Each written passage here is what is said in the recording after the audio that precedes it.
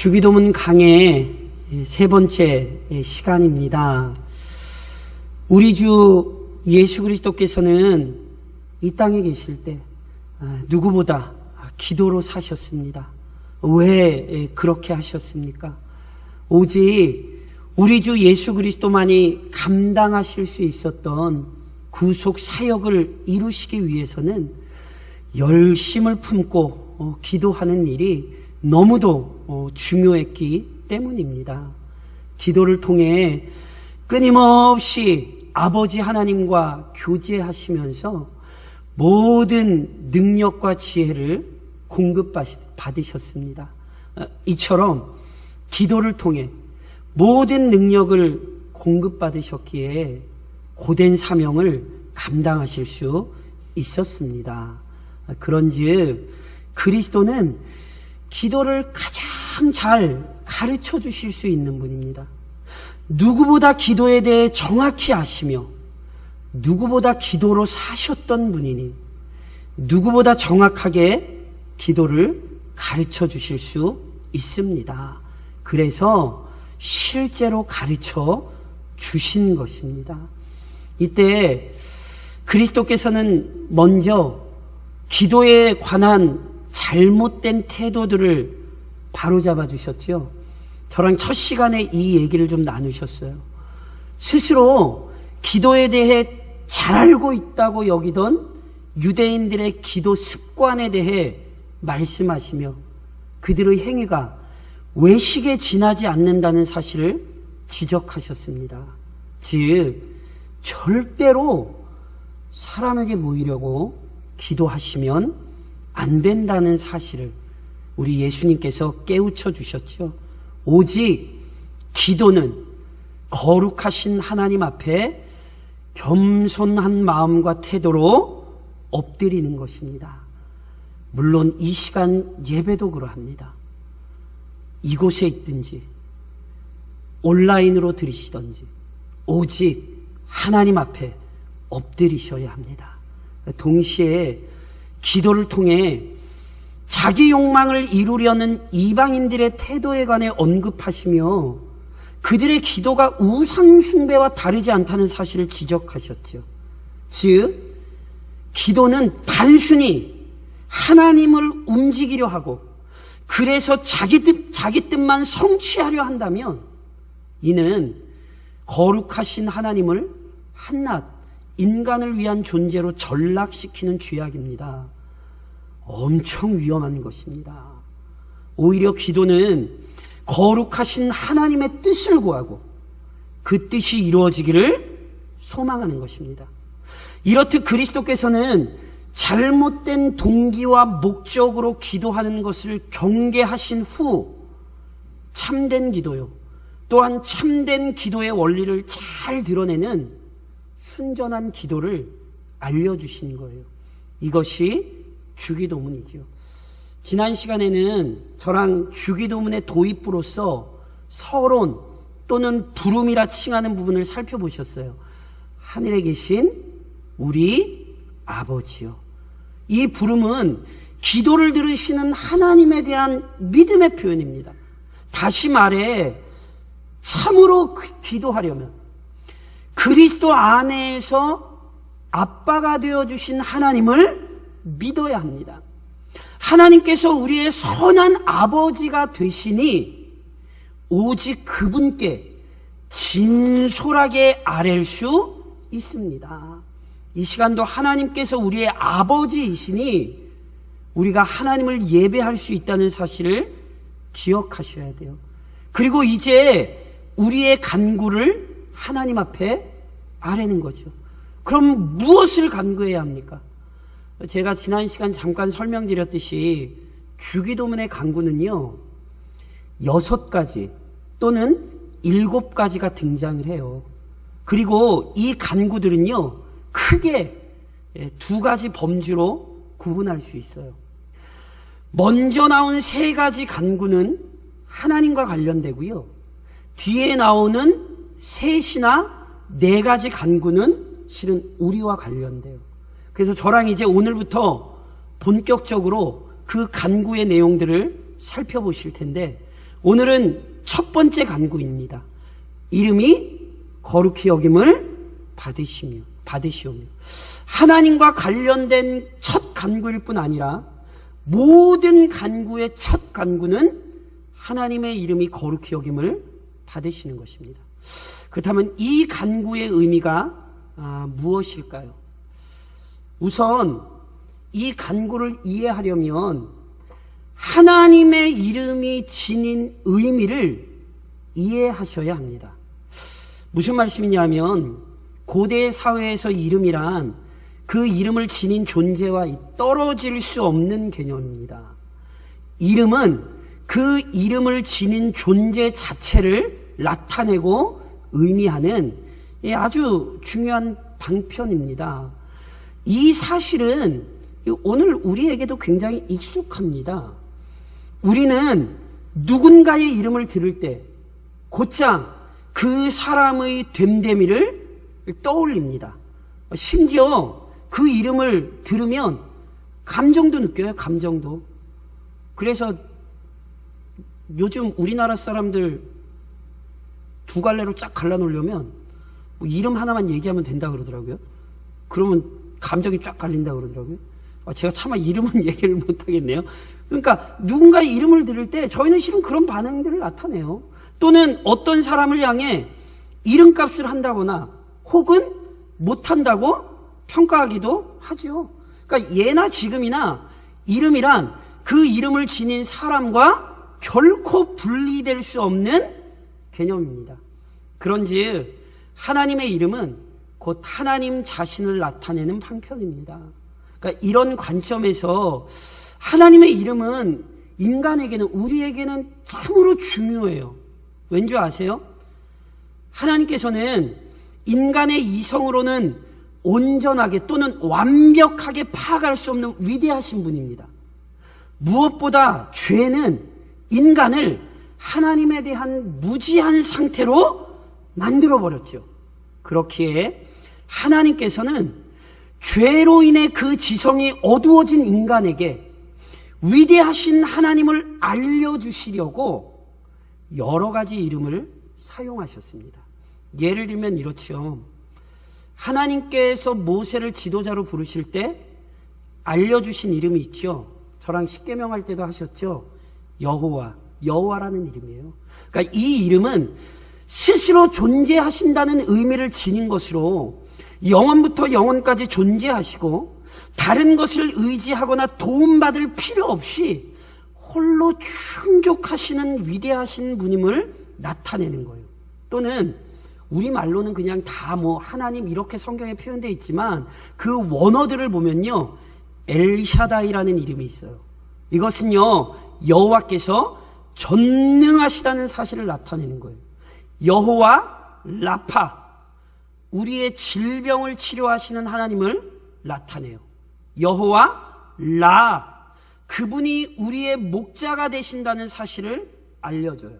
여호와 샬롬, 우리의 화평이 되어주신 하나님을 증언하고, 여호와 샴마, 그 영광의 하나님께서 우리와 함께 하신다는 사실을 확신하게 만들어요.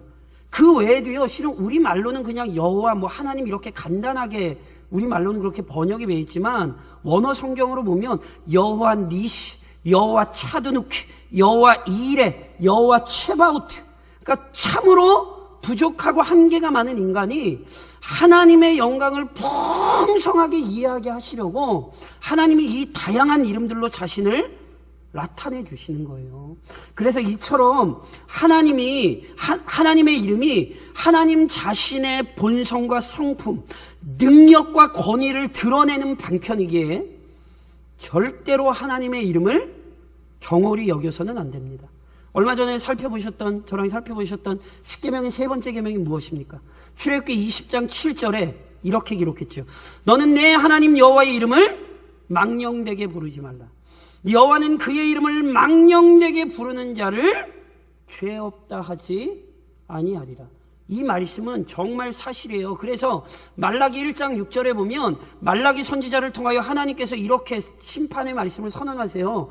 내 이름을 멸시하는 제사장들아, 이름을 멸시하는 제사장들아, 나 만군의 여호와가 너희에게 이르기를 아들은 그 아버지를 종은 그 주인을 공경하나니 내가 아버지일진데 나를 공경함이 어디 있느냐, 내가 주인일진데 나를 두려워함이 어디 있느냐 하나 너희는 이르기를 우리가 어떻게 주의 이름을 멸시하였나이까 하는도다. 주의 이름을 멸시하는 것, 하나님을 멸시하는 것과 같아요. 하나님의 이름이 하나님 자신을 나타내는 것이니 그 거룩하신 여호와 하나님의 이름을 헛되게 부르거나 무의미하게 부르거나 심지어 왜곡시키는 것은 절대로 용납될 수 없습니다. 그런즉 오늘 본문에서 우선 뭘 기억하셔야 되냐면 하나님의 이름이 하나님과 동등하다는 사실을 잊지 마십시오. 이 얘기는 다시 얘기하면 뭔지 아세요?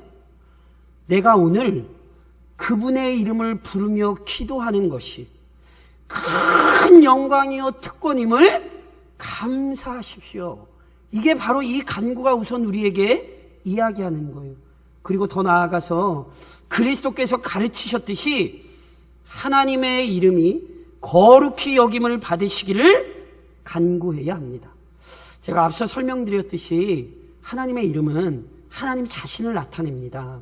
그런즉 하나님의 이름이 거룩히 여김을 받으시기를 구하는 것은요, 하나님 자신이 거룩히 여김을 받으시기를 구하는 거예요. 그러니까 이것이 이 간구의 핵심이에요. 그렇다면 하나님께서 거룩히 여김을 받으시기를 구한다는 것이 어떤 의미인가? 하나님이 우리의 기도를 통해 거룩히 여김을 받으시는 것이 어떤 의미인가? 이것을 이해하기 위해 우선 혼동하지 마셔야 될 사실이 있어요.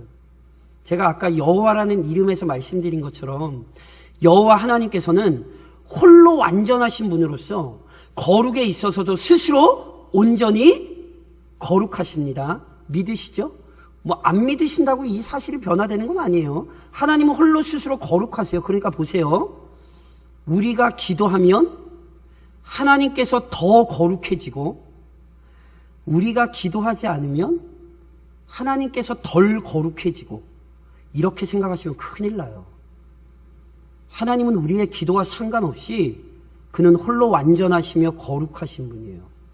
그런즉 하나님께서 거룩히 여김을 받으시기를 원한다는 것은 우리가 우리의 기도를 통해 하나님을 더 거룩하게 만들어드린다는 의미가 아니라 피조물인 우리가 창조주 하나님의 영광을 진실한 마음으로 인정하고 고백한다는 의미입니다.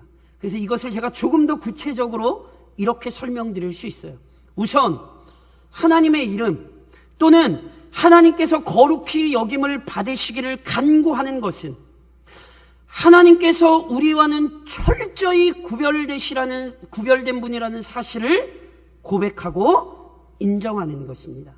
이미 지난 시간에 저랑 살펴보셨듯이 부름에는 하나님의 영광이 잘 표현되어 있어요.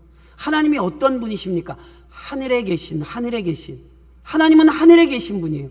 제가 지난 시간 설명드렸듯이 이 표현은 단순히 물리적 공간으로 진짜 하나님이 창공에 앉아 계시다는 뜻이 아니라 창조주요 통치자로서의 권위를 나타내는 표현이라 말씀드렸죠. 하나님께서는 모든 피조물과 철저히 구별되시는 유일한 창조주이십니다. 오직 그분만이 만물의 주인으로서 만물을 다스리며 통치하십니다. 바로 이 변치 않는 사실을 우리의 입으로 인정하고 고백하는 것, 이것이 하나님의 이름을 거룩히 여기는 거예요. 그래서 시편 115편에 보면 시편 기자가 이렇게 찬양하잖아요. 오직 우리 하나님은 하늘에 계셔서 원하시는 모든 것을 행하셨나이다. 언제나 하늘에 계신 그 하나님, 위대한 창조주 하나님께서 이 땅의 모든 일들을 다스리고 계시며 통치하고 계세요. 오늘도 이 예배 가운데 비록 이 땅이 힘들고 어렵지만 코로나로 인해 교회가 그리고 많은 자들이 괴로워하고 힘들어하고 있지만 하나님, 여전히 하나님 살아서 이 땅을 다스리며 통치하고 계세요. 이 고백을 가지고 계시다면 이미 하나님의 이름을 거룩히 여기고 계신 거예요. 동시에 하나님의 이름 또는 하나님께서 거룩히 여김을 받으시기를 간구하는 것은 이처럼 위대하신 하나님의 영광이 온 피조 세계에 밝히 드러날 순간을 소망하는 것입니다. 이 죄가 만물에 미친 영향 중 하나는 바로 하나님의 영광을 드러내지 못하게 된 것입니다. 처음 창조되었던 때 만물은 하나님의 영광을 그대로 드러냈습니다. 한 작품이 그 작품을 만든 사람의 솜씨와 재능을 그대로 표현하고 있듯이 태양은 태양답게 하나님의 능력을 드러냈고 바다는 바다로서 하나님의 위엄을 나타냈어요. 무엇보다 하나님께서 가장 영광스럽게 창조하신 피조물인 인간을 통해 하나님의 거룩하고 의로우신 성품이 찬란하게 드러나고 나타났습니다. 하지만 죄가 개입되었을 때 만물은 창조주의 영광을 반영하지 못하는 상태가 된 것입니다. 특히나 죄는 가장 영광스럽게 창조되었던 피조물인 인간을 가장 비참한 상태로 만들었어요. 그래서 로마서 3장 23절에 보면 바울이 이런 이야기를 하죠. 모든 사람이 죄를 범하였으며 하나님의 영광에 이르지 못하더니 이 하나님의 영광에 이르지 못했다는 구절의 의미 가운데 하나는 하나님의 영광을 드러내지 못하는 상태가 됐다는 거예요. 원래는 하나님의 영광을 찬란히 드러내던 인간이요, 하나님의 영광을 그대로 드러내던 만물인데 죄가 그 영광을 가려버린 거죠. 오히려 아담의 불순종으로 인해 오직 하나님의 영광과 참된 평안으로 가득 채워져 있던 이 세상이 갖가지 탄식과 고통, 절망과 슬픔의 소리가 넘치는 비참한 곳이 되어버렸습니다.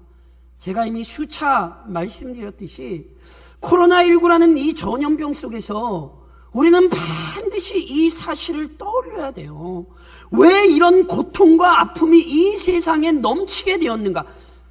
그것은 하나님의 능력이 없어서가 아니라 인간이 하나님 앞에 범한 죄 때문에 여전히 이 땅에 고통이 있다는 사실을 기억하셔야 되는 거예요. 하지만 이처럼 비극적인 상황이 언제까지나 지속되는 것은 아니에요. 창조주 하나님께서 만물을 창조하실 때 계획하신 것은 고통받는 세상이 아닙니다. 하나님은 만물을 괴롭게 하시려 하나님은 이 세상을 창조하시는 것이 아니고 하나님은 우리를 괴롭게 하시려고 이 땅에 우리를 보내신 것이 아니에요. 그래서 하나님께서는 창조 당시 계획하셨던 그 영광스러운 상태를 곧 회복하십니다. 그래서 이사야 11장에 이미 이렇게 성경이 우리에게 가르치죠. 내 거룩한 산 모든 곳에서 해됨도 없고 상함도 없을 것이니 이는 물이 바다를 덮음같이 여호와를 아는 지식이 세상에 충만할 것임이니라. 물이 바다를 덮음같이 온 세상에 여호와를 아는 지식이 충만할 때가 올 것입니다. 이처럼 영광스러운 변화가 반드시 이루어질 것이니 하나님을 아버지로 모신 자들은 그리스도께서 가르치신 기도대로 그때를 소망하고 기대하며 간구해야 합니다. 이 땅의 괴로움 중에 단순히 탄식만 하는 자가 아니라 하나님의 영광이 찬란하게 이 땅에 성취될 것을 오늘 이 기도와 함께 간구하는 자들이 되어야 하는 것입니다. 그런즉 사랑하는 성도 여러분, 하나님의 이름을 아는 자가 되었다는 사실에 감사하고 감격하면서 열심으로 기도하십시오. 하나님의 이름은 곧 하나님 자신을 의미한다니까요. 그런즉 하나님의 이름을 부른다는 것은요, 굉장히 큰 특권이요, 권세라는 사실을 명심하십시오. 하나님의 아는 자가 된 놀라운 축복입니다. 다시 한번 말씀드리지만 죄에 사로잡힌 비참함은 영광의 하나님을 알지 못하고 그분을 부인하는 거예요. 이것이 아담 이후 모든 인간의 현실이요, 이전 우리의 모습이었잖아요. 그런데 이처럼 비참했던 우리에게 놀라운 변화가 발생한 것이죠. 요한복음 17장에서 우리 주님이 우리의 놀라운 신비를 이렇게 밝히셨어요.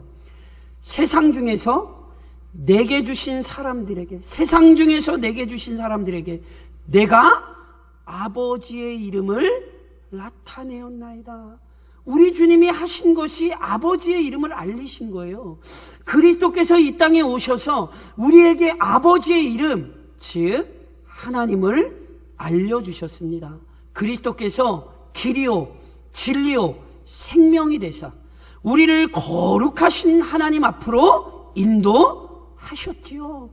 그러면 이제 어떻게 살아야 하겠습니까? 이 사실에 대해 바울 선생님이 로마서 5장에서 우리에게 이렇게 가르쳐요. 그러므로 우리가 믿음으로 의롭다 하심을 받았으니 예수님을 통해 하나님을 아는 자들이 되었으니 우리 주 예수 그리스도로 말미암아 하나님과 화평을 누리자.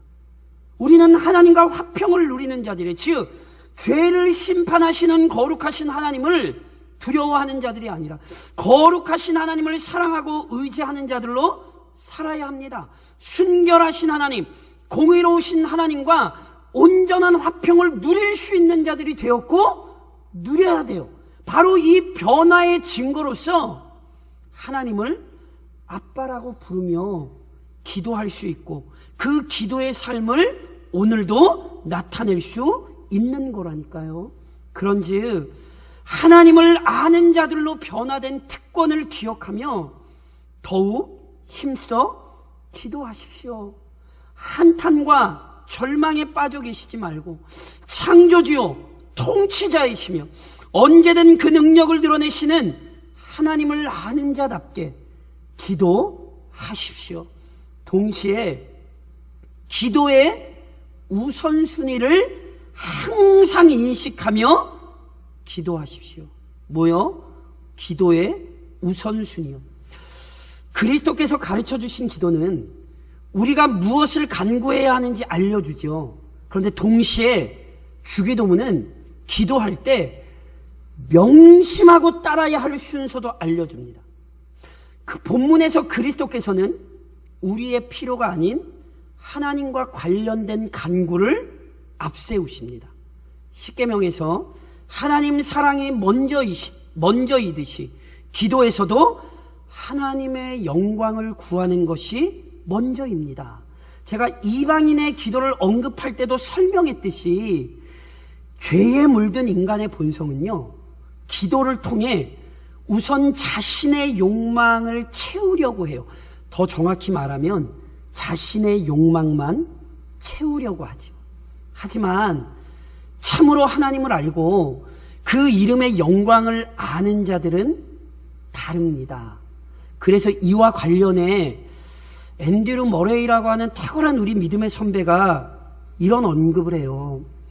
주기도문의 내용은 우리에게 충격을 준다. 왜요? 우리는 보통 우리의 필요를 먼저 하나님께 알리고 그 뒤에 하나님께 속한 것과 하나님의 관심을 생각한다. 그런데 주님은 이 순서를 뒤집어 놓으셨다. 이런 관점에서 주기도문은 오늘 우리의 신앙을 점검할 수 있는 아주 중요한 기준입니다. 즉 현재 자신의 기도를 살펴보십시오. 무엇을 앞세우십니까? 어떤 기도가 우선된 기도입니까? 혹시 하나님의 영광을 구하는 기도는 없고 자기 필요만 잔뜩 요구하시지 않습니까? 오해하지 마십시오. 우리의 간구를 구하지 말라는 말씀 아닙니다. 저랑 그것도 그리고 실은 살펴보실 거예요. 뭐가 중요한 거냐면 우리의 마음과 생각이 참으로 무엇을 의지하고 소망하는지를 점검하시라는 말씀입니다. 그 사람의 기도를 보면 그 사람의 영혼의 상태가 그대로 드러나게 돼 있어요. 그러니 그리스도께서 주신 말씀에 따라 마음속 뜻과 소원의 방향을 바로 잡으십시오. 하나님께서 거룩히 여김을 받으시는 것이 성도의 가장 중요한 소망임을 기억하십시오. 그래서 이 혼란스러운 이곳에 그 영광이 가득한 날이 속히 오기를 간구하십시오. 이것이 참된 믿음이요, 이것이 진실한 기도입니다. 또 하나, 이 세상에 머무는 동안 하나님께 영광을 돌리는 삶을 살아가십시오. 그리스도께서는 주기도문을 통해 그리스도인의 가장 우선적인 소망은 하나님의 이름이 거룩히 여김을 받으시는 것, 달리 표현하면요, 오직 하나님의 영광, 이 사실을 다시 밝히신 거예요. 그런데 저랑 계속해서 이제 살펴보시겠지만 우리의 기도라고 하는 것은 단순히 말로만 이루어지는 게 아니에요. 참된 기도는 우리의 입술에서 나오는 말만이 아니라 우리의 삶을 통해 나타나고 확인돼요. 즉, 오늘 우리가 살아가는 모습을 통해 하나님께서 영광 받으실 수 있어야 한다고요. 하나님의 영광을 구한다고 입술로는 기도하지만 이것을 나가 하나님의 영광과는 상관없는 삶을 살면 그것은 제대로 된 기도가 아니라고요. 그분의 영광을 드러내지 못하면, 기도한 대로 살지 못하면 그분의 영광을 가리는 것이요, 그분의 이름을 더럽히는 것입니다. 그래서 실제로 에스겔 36장에 이런 말씀이 있어요. 그러나 이스라엘 족속이 들어간 그 여러 나라에서 더럽힌 내 거룩한 이름을 내가 아꼈노라. 이스라엘이 하나님의 영광을 위해 살지 못했을 때 하나님의 이름을 더럽혔다 책망받았어요. 바울 역시 똑같은 이야기를 로마서 2장에서 이렇게 가르칩니다. 율법을 자랑하는 내가 율법을 범함으로 하나님을 욕되게 하느냐. 기록된 바와 같이 하나님의 이름이 너희 때문에 이방인 중에서 모독을 받는도다. 그들의 삶이, 유대인들의 삶이 거룩하신 하나님을 닮지 못했고 이방인과 구별되지 못했기 때문에 하나님의 이름이 모독을 받으셨다. 이렇게 얘기하는 거예요. 다시 한번 말씀드리지만 참으로 하나님의 이름이 거룩히 여김을 받으시기 원하는 자는, 그래서 그것을 구하는 자는 하나님의 영광을 보여주는 구별된 삶을 살아야 합니다. 그래서 김남준 목사님이요, 이런 말씀을 하셨어요. 주기도문은 기독교 신앙이 무엇인지, 또 그 신앙 아래 사는 삶이 무엇인지 함축하여 보여주는데, 하나님의 이름의 영광을 위하여 분투하며 사는 것이야말로 그리스도인의 가장 중요한 소명이기 때문입니다. 한마디로 얘기하면 기도만 하는 사람이 아니라 하나님의 영광을 위해 사는 것이 오늘 우리의 가장 중요한 사명이요, 이 기도를 바르게 하는 삶이라는 사실을 알려주는 것입니다. 그런즉 사랑하는 성도 여러분, 우리 주님이 가르치신 대로 하나님의 이름이 거룩히 여김 받으시도록 기도하십시오. 즉 이번 한 주간도 하나님의 영광을 드러내는 삶을 살아가시기를 우리에게 이 기도를 가르치신 주님의 이름으로 권면드립니다.